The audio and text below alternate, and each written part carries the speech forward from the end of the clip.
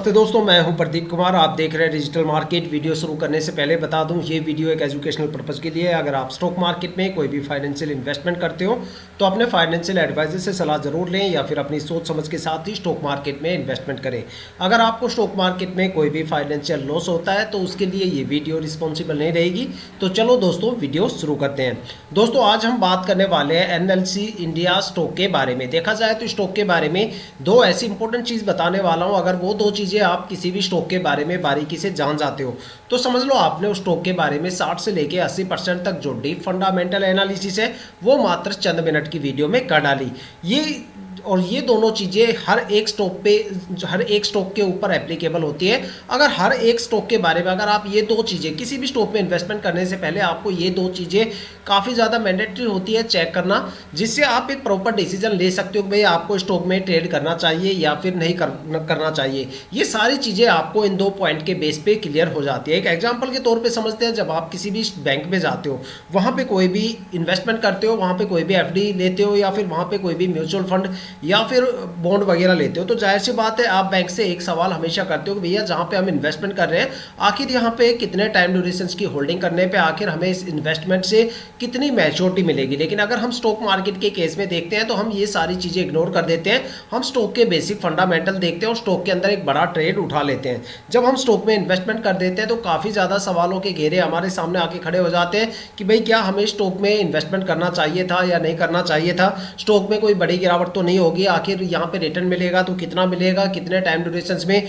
Positive momentum हमें एक अच्छा पॉजिटिव मोमेंटम हमें देखने को मिलेगा। लेकिन सोचो अगर ये सारे सवालों के जवाब आपको इन्वेस्टमेंट से पहले मिल जाए तो आपके लिए एक डिसीजन बनाना काफ़ी ज़्यादा आसान रहेगा कि भाई आपको स्टॉक में ट्रेड लेना चाहिए या फिर नहीं लेना चाहिए। और यही दो चीज़ें इस वीडियो में मैं आपको बताने वाला हूँ। सबसे पहले जो चीज़ है, जो सबसे पहला पॉइंट है वो तो ये है कि भाई स्टॉक के मैं पिछले 5 साल के रिटर्न आपको बताने वाला हूँ, जिसमें आपको ये पता चलेगा कि भाई एनएलसी इंडिया स्टॉक ने आखिर अपने इन्वेस्टर्स को पिछले 5 सालों में क्या रिटर्न दिया है और कितनी ज़्यादा वहाँ पे हमें गिरावट देखने को मिलती है, जहाँ से एक आइडिया आपको मिलेगा, एक पैटर्न आपको देखने को मिलेगा कि भाई ये स्टॉक शॉर्ट टर्म में ज़्यादा प्रॉफिटेबल है या फिर ये स्टॉक लॉन्ग टर्म में ज़्यादा प्रॉफिटेबल है, या फिर ऐसे कौन कौन से नेगेटिव टाइम ड्यूरेशन है जहाँ पे आपको स्टॉक में भर भर के गिरावट देखने को मिल सकती है, या फिर ऐसे कौन कौन से पॉजिटिव टाइम ड्यूरेशन है जहाँ पे आपको स्टॉक से भर भर के रिटर्न देखने को मिल सकता है। मैक्सिमम स्टॉक में कितनी ज़्यादा गिरावट हो सकती है और मैक्सिमम ये स्टॉक कितना ज़्यादा रिटर्न देने का दम रखता है। साथ में एक नज़र डालेंगे स्टॉक के होल्डिंग पैटर्न के बारे में।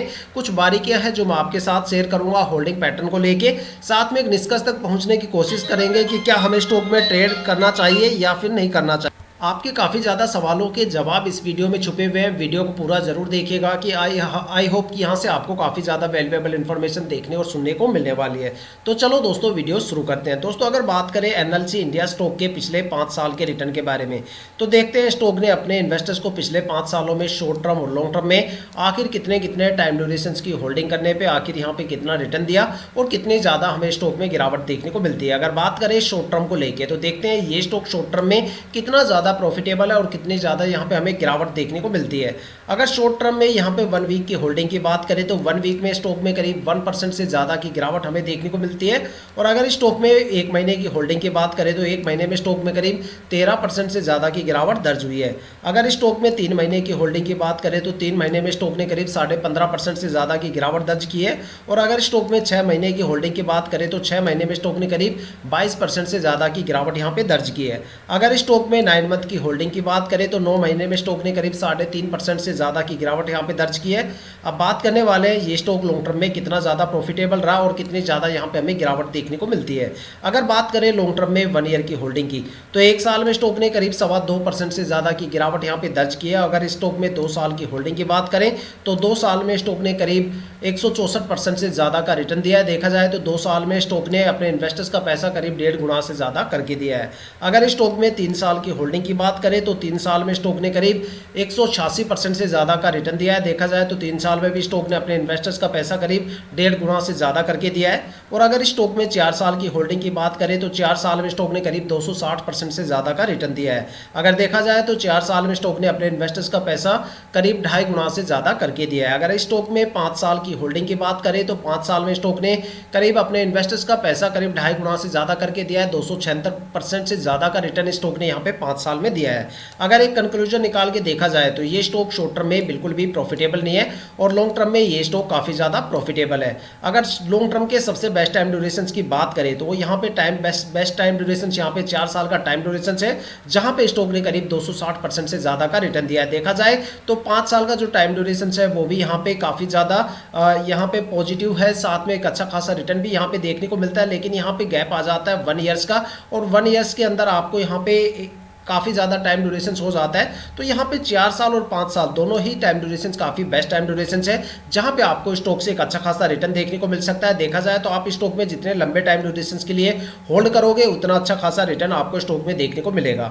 अगर आप स्टॉक में ये सोच के इन्वेस्टमेंट कर रहे हो कि 2-4 महीने या 6-7 महीने हम होल्ड करेंगे और एक अच्छा खासा रिटर्न गेन करके चले जाए, तो भाई ऐसी गलती बिल्कुल भी मत करना, क्योंकि इतने टाइम ड्यूरेशन के लिए ये स्टॉक बिल्कुल भी प्रॉफिटेबल नहीं है। यहाँ पे एक पॉजिटिव मोमेंटम के लिए, एक अच्छे खासे पॉजिटिव मोमेंटम के लिए स्टॉक को आपको कम से कम 1.5 साल या 2 साल आपको जरूर होल्ड करना पड़ेगा, तब जाके आप स्टॉक से एक अच्छा खासा रिटर्न गेन कर सकते हो। तो दोस्तों ये थे स्टॉक के पिछले 5 साल के रिटर्न, जो आप किसी भी फाइनेंशियल वेबसाइट पे भी चेक कर सकते हो या फिर अपनी ब्रोकरेज एप्लीकेशन पे भी आप चेक कर सकते हो। लेकिन अभी तक हमारा एक सवाल यहाँ पे अधूरा है कि क्या हमें स्टॉक में ट्रेड करना चाहिए या फिर नहीं करना चाहिए। देखो, स्टॉक के पिछले 5 साल के रिटर्न से हमें ये अंदाजा तो मिल गया भाई कितने कितने टाइम ड्यूरेशन में ये स्टॉक भर भर के रिटर्न दे सकता है, स्टॉक में मैक्सिमम गिरावट कितनी हो सकती है, किस टाइम ड्यूरेशन से स्टॉक में एक अच्छा खासा पॉजिटिव मोमेंटम हमें देखने को मिल सकता है, ये स्टॉक शॉर्ट टर्म में ज़्यादा प्रॉफिटेबल रहेगा या फिर लॉन्ग टर्म में ज़्यादा प्रॉफिटेबल रहेगा। लेकिन क्या हमें स्टॉक में इन्वेस्टमेंट करना चाहिए या नहीं करना चाहिए, ये सवाल अभी भी यहाँ पे अधूरा है। इसके लिए हमें स्टॉक का होल्डिंग पैटर्न जरूर देखना चाहिए, और यहाँ पे हम स्टॉक का होल्डिंग पैटर्न देखेंगे। लेकिन यहाँ पे कुछ बारीकियां हैं जो मैं आपके साथ शेयर करूंगा कि किसी भी स्टॉक का होल्डिंग पैटर्न कैसा होना चाहिए, वो बारीकियां कौन कौन सी है। देखो, किसी भी स्टॉक में इन्वेस्टमेंट करने से पहले वहाँ पे प्रमोटर की होल्डिंग 50% या उससे ज़्यादा होनी चाहिए। अगर किसी भी स्टॉक के अंदर प्रमोटर की होल्डिंग 50% से कम है तो समझ लो वहाँ पे प्रमोटर अपनी होल्डिंग को जल्दी से रिलीज करने की कोशिश करेंगे, जिससे आने वाले टाइम में आपको स्टॉक में या तो रिटर्न कम देखने को मिलेगा या फिर उस स्टॉक में स्ट्रेस लेवल ज़्यादा देखने को मिलेगा। साथ में अगर बात करें, अगर प्रमोटर की होल्डिंग मान लो 50% से ज़्यादा है, मान लो 70, 80, 90% या इससे ज़्यादा है, तो स्टॉक या तो मल्टीबैगर बन जाता है या फिर वो स्टॉक लंबे टाइम तक एक अच्छा खासा रिटर्न देता है। देखा जाए तो स्टॉक मार्केट में 2 सबसे ज्यादा ट्रस्टवर्दी इन्वेस्टर्स होते हैं, जिसमें प्रमोटर और डीआईए आते हैं, जो कंपनी के साथ काफी लंबे टाइम तक रुकते हैं और अपने होल्डिंग को धीरे धीरे करके रिलीज करते हैं। देखा जाए तो जो कंपनी के बारे में सबसे ज्यादा इंफॉर्मेशन रखते हैं वो यही इन्वेस्टर्स होते हैं। अगर देखा जाए तो स्टॉक मार्केट में 2 सबसे ज्यादा पैनिक इन्वेस्टर्स की भी कैटेगरी है। अगर आपको ये लगता है कि मैं पब्लिक इन्वेस्टर्स को लेकर यहाँ पे बात करूंगा, तो फिर आपकी जो फंडामेंटल एनालिसिस स्किल है वो काफी ज्यादा हद तक आपको इंप्रूव करने की जरूरत है, क्योंकि स्टॉक मार्केट में जो सबसे ज्यादा पैनिक इन्वेस्टर्स की कैटेगरी में आता है वो एफआईआई आता है। एफआईआई का मतलब होता है फॉरेन इंस्टीट्यूशनल इन्वेस्टर्स, वो इन्वेस्टर्स जो डोमेस्टिक मार्केट के साथ साथ ग्लोबल मार्केट में भी इन्वेस्टमेंट करते हैं, जो हमेशा पब्लिक इन्वेस्टर से 2 कदम आगे चलते हैं, वो चाहे इन्वेस्टमेंट में हो या फिर वो मार्केट को एनालिसिस करने के तरीके से हो। देखा जाए तो जब उनको पता चलता है कि ग्लोबल मार्केट में कोई बड़ी गिरावट होने वाली है या फिर वहां पे गिरावट का सिलसिला शुरू हो गया है, तो यहाँ पे सबसे पहले बिकवाली करते हुए नजर आते हैं। जब वो बिकवाली करते हैं, बिकवाली करके निकल जाते हैं, तब जाके पब्लिक इन्वेस्टर्स को पता चलता है कि मार्केट में कोई बड़ी गिरावट यहाँ पे होने वाली है, तब जाके पब्लिक इन्वेस्टर्स पैनिक होना स्टार्ट करते हैं और एक बड़ी यहाँ पे सेलिंग प्रेशर हमें देखने को मिलता है, और तब जाके एक बड़ा गिरावट यहाँ पे जन्म लेती है। तो इसी वजह से कहा जाता है कि जिस स्टॉक में एफआईआई की होल्डिंग ज़्यादा होती है वहाँ पे आपको फ्लक्चुएशन भी ज़्यादा देखने को मिलता है, और टाइम आने पे आपको स्टॉक में गिरावट भी सबसे ज़्यादा देखने को मिलती है। अगर कोई प्रैक्टिकल डेमोस्ट्रेशन आपको चाहिए तो कोई भी रैंडमली आप 20 स्टॉक कलेक्ट कीजिएगा, उसके 1 साल का एफआईआई की होल्डिंग पैटर्न चेक कीजिएगा, उसमें से आपको काफ़ी ज़्यादा स्टॉक ऐसे देखने को मिलेंगे जहाँ पे पिछले साल एफआईआई की होल्डिंग 0% होती है और अगले साल तक आते आते एफआईआई की होल्डिंग 10-15% से लेके 40-45% तक हो जाती है। और काफ़ी ज़्यादा स्टॉक आपको ऐसे भी देखने को मिलेंगे जहाँ पे लास्ट ईयर एफआईआई की होल्डिंग 10-15% से लेकर 40-45% होती है और अगले साल तक आते आते वो होल्डिंग 5 या 7% रह जाती है या फिर 0% हो जाती है। तो आप सोच सकते हो भाई कितना बड़ा फ्लक्चुएशन हमें एफआईआई के डेटा के साथ देखने को मिलता है।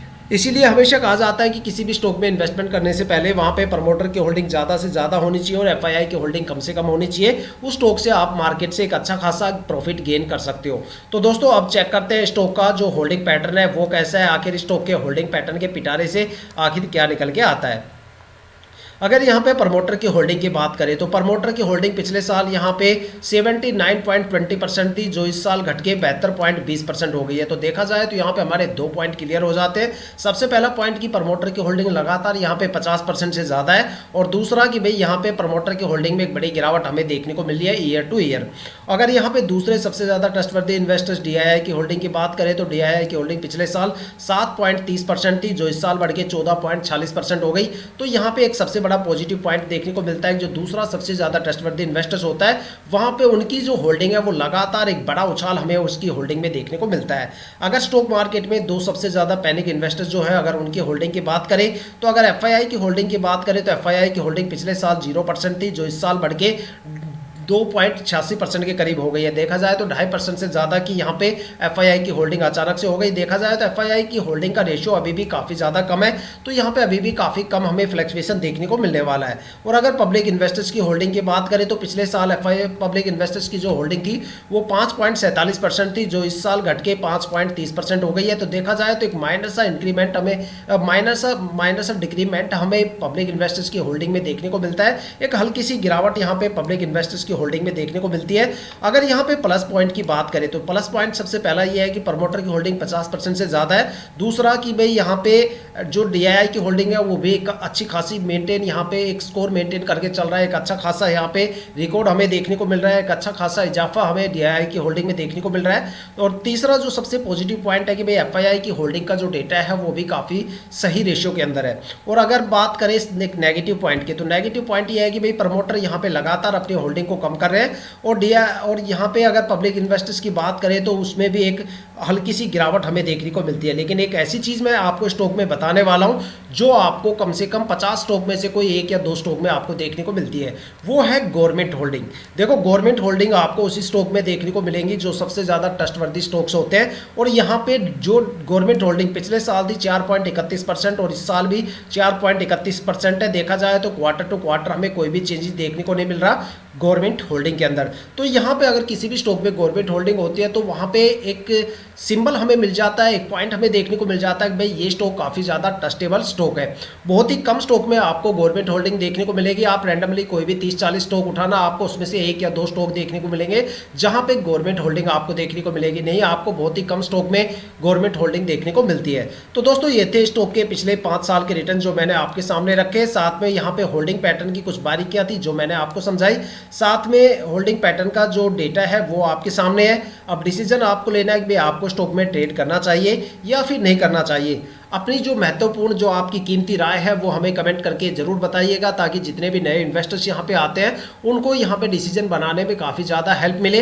तो दोस्तों ये थी अब तक की सबसे latest information NLC India stock के रिटर्न और स्टॉक के होल्डिंग पैटर्न को लेके। अगर आपके माइंड में कोई भी ऐसा स्टॉक है जिसमें आप इन्वेस्टमेंट करने की सोच रहे हो या फिर आपने उस स्टॉक में इन्वेस्टमेंट कर दिया और आपको स्टॉक के रिटर्न के बारे में बिल्कुल नहीं पता, तो आप हमें कमेंट करके अपने स्टॉक का नाम बताइए। हमारे वाली वीडियो में आपके स्टॉक को जरूर कवर करेंगे। अगर आप इस वीडियो या चैनल पर नए हो तो चैनल को सब्सक्राइब जरूर कीजिएगा, ताकि हम जितने भी डीपली एनालिसिस करके आप लोगों के लिए वीडियो लेके आते हैं उसकी नोटिफिकेशन आप तक सबसे पहले पहुंचे, ताकि आप स्टॉक मार्केट के हर पहलू से रूबरू रहें, अपने आप को अपडेट और अपग्रेड करते रहें। इसी के साथ ये वीडियो समाप्त करते हैं। मिलते हैं नेक्स्ट वीडियो के साथ।